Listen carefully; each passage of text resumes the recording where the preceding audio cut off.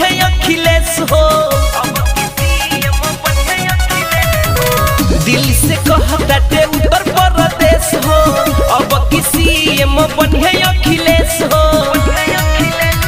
योगी के राज में बेचबो खाली तू तरकारी, योगी के राज में बेचबो खाली तू तरकारी।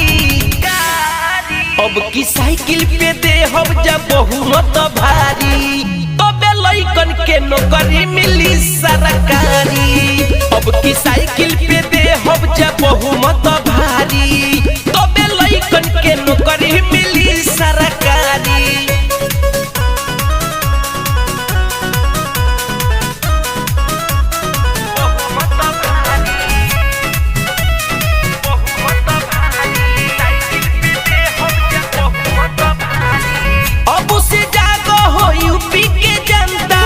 कबले सहबा सतिया 5 साल में का भइल विकास हो, पूछल योगी से बतिया। अब की योगी के बाजा ना बाजी, सब बात सही के लिए पे राजी। लइका जवान बूढ़ू सब कहे नर नारी, लइका जवान बूढ़ू सब कहे नर नारी। अब की साइकिल पे दे हम जब बहुमत भारी, तबे लइकन के नौकरी मिली सरकारी।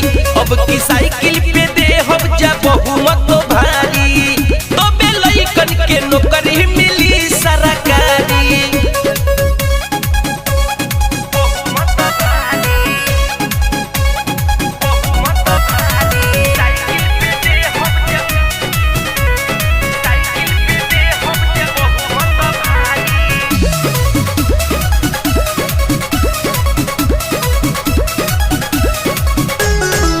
पिछला बार जैसे भइल विकास हो, घरे घरे लैपटॉप दियाई। जे भी कैलस बीए फाइनल, खाता में हो पैसा डलाई।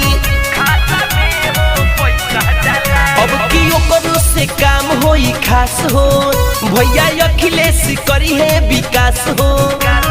पप्पू परदेसी दीपक दुलरुआ कहल